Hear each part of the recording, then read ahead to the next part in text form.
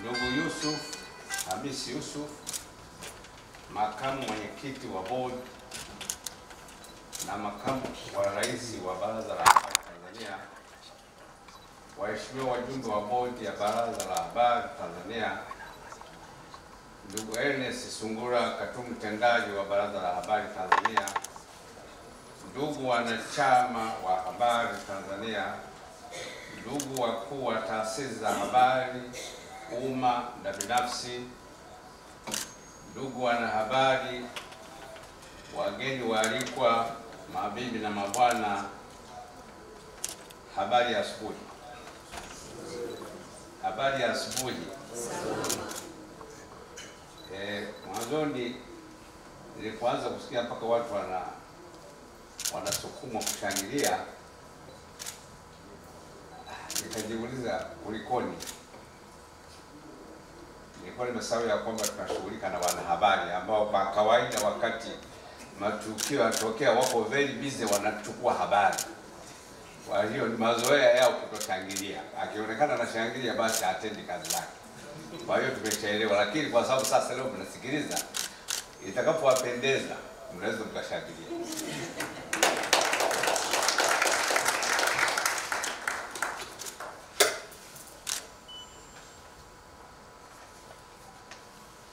Mheshimiwa Makamu wa Rais na ndugu wanachama, nilipopewa mwaliko wa kuwa mgeni rasmi katika mkutano huu wa Baraza la Habari Tanzania, sikujiuliza mara mbili zaidi ya kukubali, kwani kwangu Baraza la Habari ni nyumbani. Nimetumika katika baraza hili kwa miaka 12, miaka 6 nikiwa mwenyekiti wa kamati ya maadili na miaka mingine 6 nikiwa mwenyekiti wa board na rais wa Baraza la Habari Tanzania.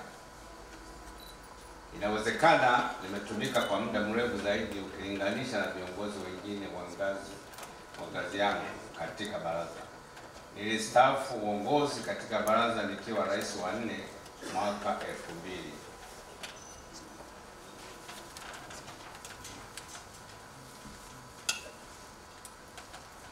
Mheshimiwa Makamu wa Rais na ndugu wanachama, napenda nianze kwa kushukuru uongozi wa Baraza la Habari Tanzania MCT kwa kunipa heshima hii kubwa ya kuwa mgeni rasmi katika mkutano huu wa 27 wa Baraza la Habari Tanzania. Kutokana na uzoefu wa uongozi katika baraza, natambua umuhimu wa chombo hiki kujisimamia, kulinda maadili na weledi, na zaidi ya yote kuimarisha uhuru wa uhariri na vyombo vya habari kwa ujumla, ili kuchangia kuimarisha demokrasia na utawala bora nchini Tanzania.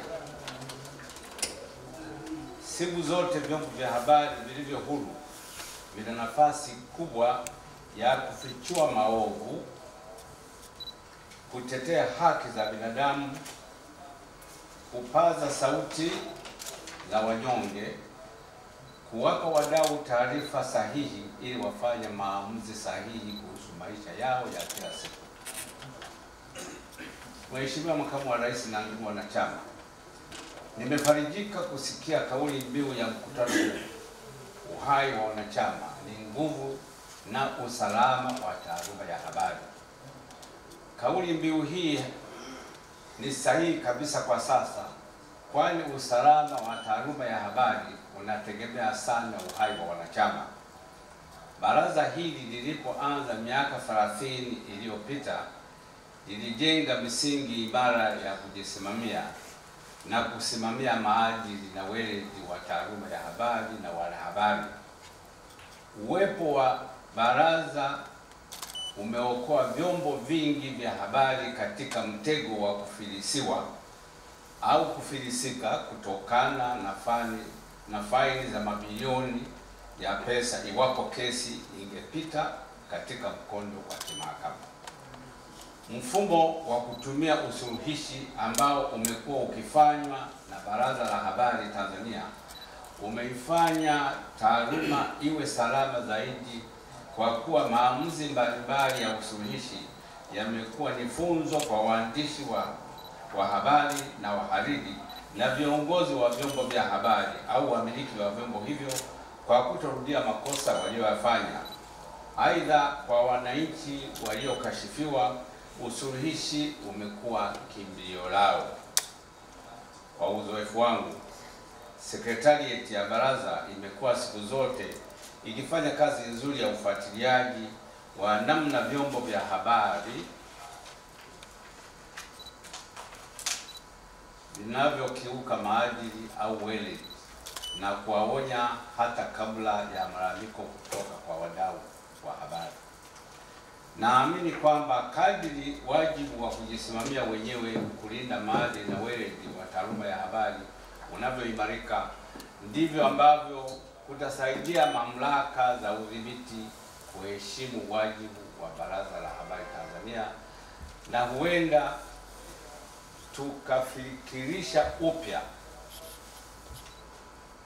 wenye mamlaka kuhusu haja ya kuunda baraza lingine linaloitwa huru la habari kama ilivyotajwa katika sheria ya huduma ya vyombo vya habari Media Services Act, inayoendana na kuanzisha kwa bodi ya ithibati ya uandishi wa habari, yani Journalist Accreditation Board. Nimeona katika ratiba baadaye kutakuwa na uwasilishwaji wa matokeo ya awali ya utafiti kuhusu tathmini ya mitazamo ya uwepo wa bodi ya ithibati ya uandishi wa habari juu ya uhuru wa vyombo vya habari Tanzania. Nitafuatilia na kushiriki mjadala huu muhimu kwa sababu unanikumbusha chini ya uongozi wangu katika Baraza la Habari tuliwahi kufungua kesi katika Mahakama ya Afrika Mashariki huko Arusha, tukipinga pamoja na mambo mengi vipengele vya sheria ya huduma wa vyombo vya habari vilivyokiuka azimio la Jumuiya ya Afrika Mashariki kuhusu uhuru wa habari na kujieleza. Naamini utafiti huu utatoa mwanga ni kwa mtazamo upi wadau wa habari wanaanishia uwepo wa bodi ya ithibati wa uandishi wa habari katika kulinda uhuru wa vyombo vya habari na wanahabari. Naamini utafiti huu utatupa mwangaza wa kutosha ili tuweze kujiandaa tusimame vipi kulinda heshima yetu, kwa sababu kama sheria hiyo itapita kama ilivyo, tutajikuta tuko katika hali mbaya sana. Nafahamu wajumbe wawili wa bodi ya ithibati ni wajumbe wa bodi ya Baraza la Habari Tanzania pia. Ushirikiano huu unaweza kuwa somo la msingi kujifunza kupitia utafiti huu, hasa kama utatupa muundo wa bodi zingine za ithibati nje ya Tanzania ambazo zinaweka katika mizania sawa kati ya kulinda weledi na maadili ya taaluma ya habari na uhuru wa vyombo vya habari. Mheshimiwa Makamu wa Rais na wanachama, nimeona katika ratiba pia mtajadili nafasi ya vyombo vya habari katika uchaguzi mkuu. Historia yetu ya miongo mitatu inatufundisha kuwa bila vyombo huru vya habari wapiga kura hawapati taarifa sahihi. Tujifunze kwa mfano, chombo gani cha habari kilicho huru leo kuweka katika mizania sawa kwa mitazamo tofauti kati ya wanaosimamia Oktoba tunatiki, no reform, no election, au Oktoba tunalinda kura. Wingi wa vyombo vya habari unaotaja kuwa ndio uhuru wenyewe unatupa taswira gani ya mitazamo tofauti inayoweza kutolewa na chombo kimoja, au kila chombo cha habari kimeegemea upande wake na au baadhi ya mitazamo inaminywa isisikike kabisa, na wanaobeba mitazamo hiyo wanajikuta katika hali gani? Ni wajibu wa kila chombo cha habari kuwa kiungo cha ukweli, sio propaganda, katika kipindi cha mitazamo tofauti, sera tofauti, itikadi tofauti na ilani za uchaguzi tofauti kuliko kuegemea upande mmoja. Ninavisihi vyombo vya habari vibebe ujasiri huu, maana huo ndio ushahidi wa uhuru wake. Nitarudia, ninavisihi vyombo vya habari vibebe ujasiri huu, maana huo ndio ushahidi wa uhuru wake. Ujasiri gani huo? Ni wajibu wa kila chombo cha habari kuwa kiungo cha ukweli, sio propaganda katika kipindi cha mitazamo tofauti, sera tofauti, itikadi tofauti na ilani za uchaguzi tofauti kuliko kuegemea upande mmoja. Jana katika kusoma nilipata clip moja. Hii hotuba nilikuwa sijaiweka hiyo clip. Ngoja nisome inasemaje. Kusimama kwenye haki ni kugumu kuliko kujipendekeza. Kusimama na haki kunahitaji sadaka, sacrifice. Sio njia nyepesi au rahisi, lakini ni njia ya baraka mno na njia yenye kumpendeza Mungu. Mungependa nirudie hapo? Nirudie. Inasema hivi: kusimama kwenye haki ni kugumu kuliko kujipendekeza. Kusimama na haki kunahitaji sadaka. Sio njia nyepesi au rahisi, lakini ni njia ya baraka mno na njia yenye kumpendeza Mungu. Nilikuwa na nukuu, sijasema na nukuu, sasa nasema mwisho wa kunukuu. Mheshimiwa Makamu wa Rais na wanachama, moja ya jambo la kipekee ambalo sikumbuki kushuhudia miaka ya nyuma ya uongozi wetu katika baraza hili ni la kuwaleta wanachama wa baraza pamoja na kuwakutanisha kwa upande mmoja na taasisi za umma za sekta binafsi kwa upande mwingine. Nimeambiwa hii ni fursa ya kujadiliana utekelezaji wa mipango ya maendeleo na uwekezaji wenye tija nchini. Ni fursa kwa vyombo vya habari na wanachama wa baraza kuongeza ufahamu na maarifa kuhusu dira ya taifa inayopita na inayokuja. Hii ni jambo zuri sana, hivyo ni muhimu kuendelezwa kwa miaka ijayo. Kuzungumzia dira ni sawa na kuzungumzia taifa lenye maendeleo shirikishi, uchumi wa kisasa na haki za kijamii. Hatuwezi kufanikisha dira hii bila ushirikiano wa vyombo vya habari vinavyowajibika kwa wananchi. Kwa mantiki hiyo, natoa wito kwa wanachama wa baraza kwa mstari wa mbele kufichua changamoto katika utekelezaji wa miradi ya maendeleo na uwekezaji mkubwa wa kitaifa. Lakini pia tuendelee kushirikiana na serikali na sekta binafsi, lakini bila kuacha msimamo wa kujisimamia jamii na uadilifu. Pengine nirudie kusoma hiyo sehemu. Hatuwezi kufanikisha dira hii bila ushiriki wa vyombo vya habari vinavyowajibika kwa wananchi. Kwa mantiki hiyo, ninatoa wito wa wanachama wa baraza kuwa mstari wa mbele kufichua changamoto katika utekelezaji wa miradi ya maendeleo na uwekezaji mkubwa wa kitaifa. Lakini pia tuendelee kushirikiana na serikali na sekta binafsi, lakini bila kuacha msimamo wa kusimamia jamii kwa uadilifu. Nimerudia hii kwa sababu sisi wote ni Watanzania. Nimekuwa nikifuatilia miradi hii mikubwa ya maendeleo.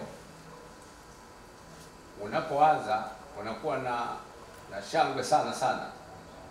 Mawaziri wanatamka, wanatamba, wana nini, lakini baada ya ile show ya mwanzo hatusikii tena. Kwa mfano upande wa kilimo kulikuwa na mashamba yalianzishwa ya vijana waliokuwa wamepewa ardhi bure Dodoma, nadhani Dodoma au mahali gani kule. Mwanzo ule ulikuwa moto papa kila leo. Baada ya picha kupigwa na magazeti kutoa na magazeti kuuza, hatujasikia tena maendeleo ya hiyo. Hiyo ni failure ya vyombo vya habari, ni failure ya sote. Ufuatiliaji ndio muhimu. Ufuatiliaji ndio muhimu, na Watanzania nadhani ndio tatizo letu kubwa, hatufuatilii vyombo vya habari vinapokuwa kwenye majukwaa. Tunashabikia sana. Baada ya pale ambapo ndio mengi yanafanyika, hatuko pale kufanya. Vyombo vya habari vinasahau wajibu wake wa kuwa daraja kati ya wananchi na viongozi wao. Tuwe na hoja na majibu ya maswali ya msingi kuhusu mustakabali wa taifa letu.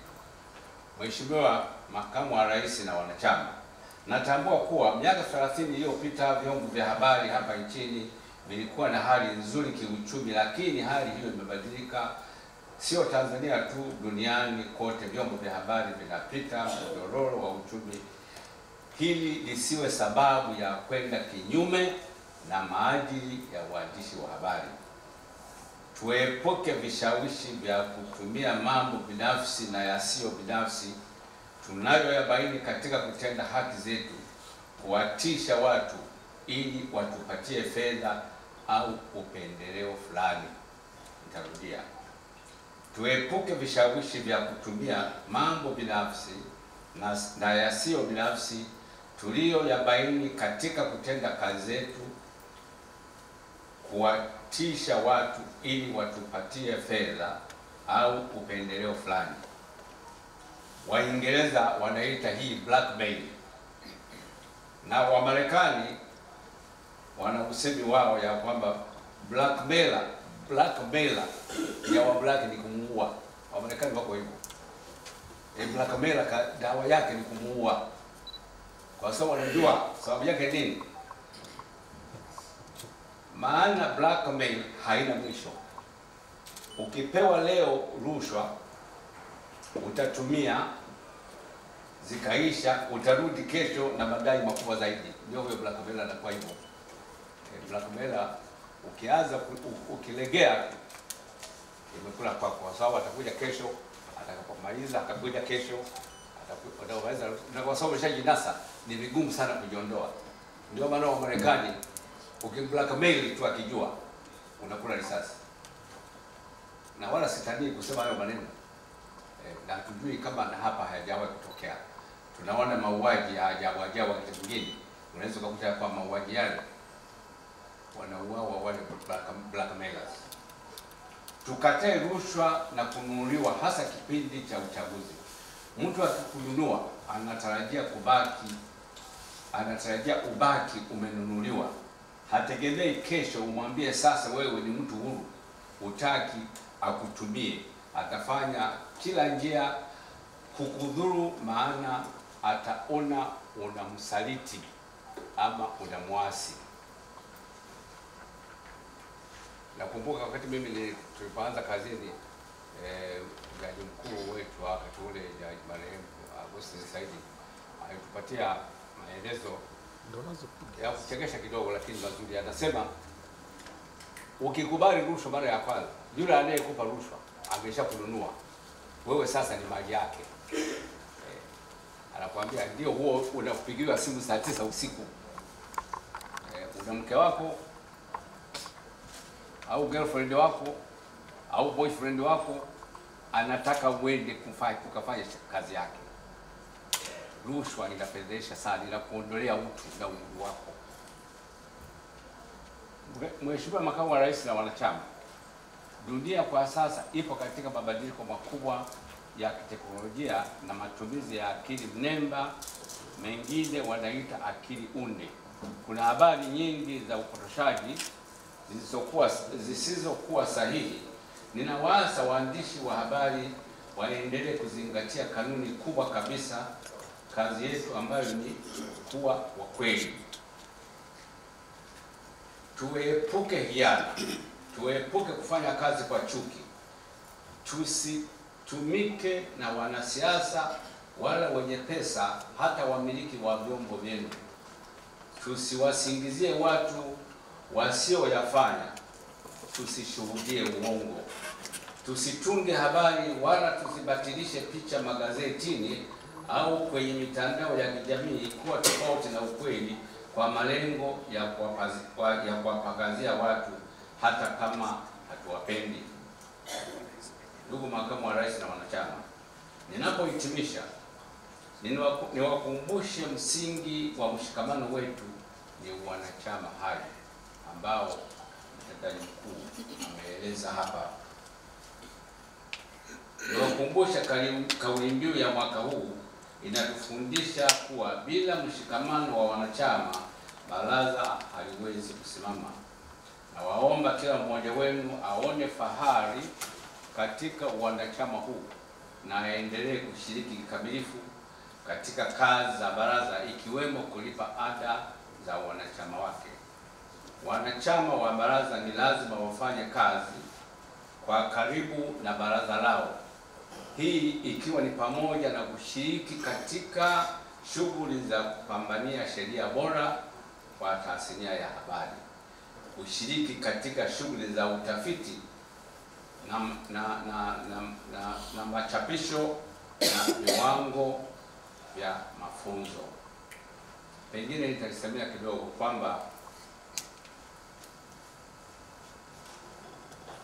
kupambania sheria bora hakuwezi ukawa na kikomo. Tusije tukajidanganya siku moja kwamba watawala watapenda sheria bora ya mambo ya habari bila kuipambania. Tunahitaji kuipambania sana sana sana sana, na tuipambanie bila kuchoka, na watawala watuone na watuamini tunavyoshabikia kuipambania, na watuelewe hivyo. Mwisho wake watupatie sheria bora ya mambo ya habari. Wanachama wa baraza ni lazima wafanye kazi kwa karibu na baraza lao, hii ikiwa ni pamoja na kushiriki katika shughuli za kupambania sheria bora kwa tasnia ya habari, kushiriki katika shughuli za utafiti na machapisho na viwango vya mafunzo. Mkumbuke kuwa baraza lina jukumu kubwa la kusimamia maadili na kusuluhisha migogoro kati ya vyombo vya habari na raia. Jukumu hili ni muhimu, maana ndio msingi wa mfumo wa kujisimamia wenyewe, yaani self regulation. Na hii self regulation tunapoiuza kwa watawala ya kwamba sisi chombo hiki tunafanya self regulation, hatuabudu, tunajisimamia wenyewe, watatuelewa. Baraza linahitaji sana ushirikiano wa wanachama. Mwanachama akilalamikiwa kisha akapuuza mwito wa baraza, anatujengea sote mazingira ya kuambiwa mfumo huu umeshindwa na bora serikali iingilie kati. Nitarudia sasa. Baraza linahitaji sana ushirikiano wa wanachama. Mwanachama akilalamikiwa kisha akapuuza wito wa baraza, anatujengea sote mazingira ya kuambiwa mfumo huu wa kujisimamia sio bora, bora serikali iingilie. Na huko nyuma serikali inangojea tu tujichanganye wenyewe ichukue ukani. Usifikiri serikali inalala hata kidogo, hata hapa ipo. Hawezi ukawa na mkuta bila serikali. Sasa tukilala tu imekula kwetu.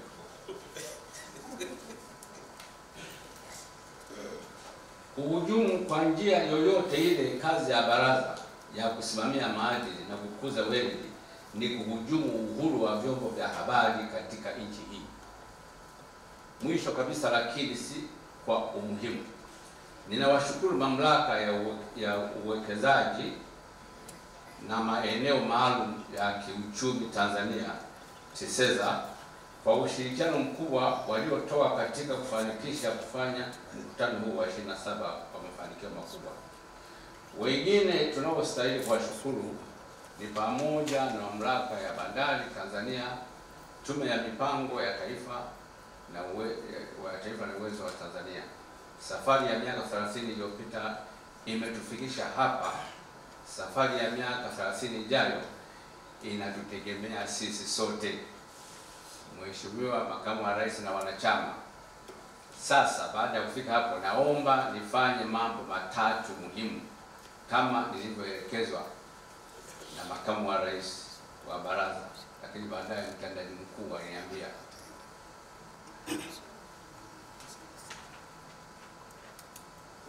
wakati mtendaji mkuu alipoeleza na kutoa salamu zake na hata salamu za Mheshimiwa Jaji Mstaafu Bernard Rwanda alizozisoma na makamu wa rais, aliniomba nitende mambo matatu.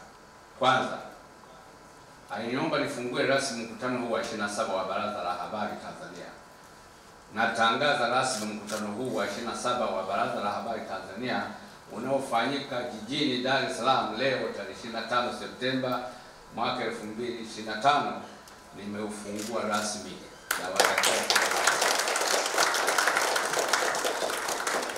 Pili, aliniomba niutangazie umma uwepo wa tovuti mpya ya Baraza la Habari Tanzania. Sasa natangaza rasmi kuwa Baraza la Habari Tanzania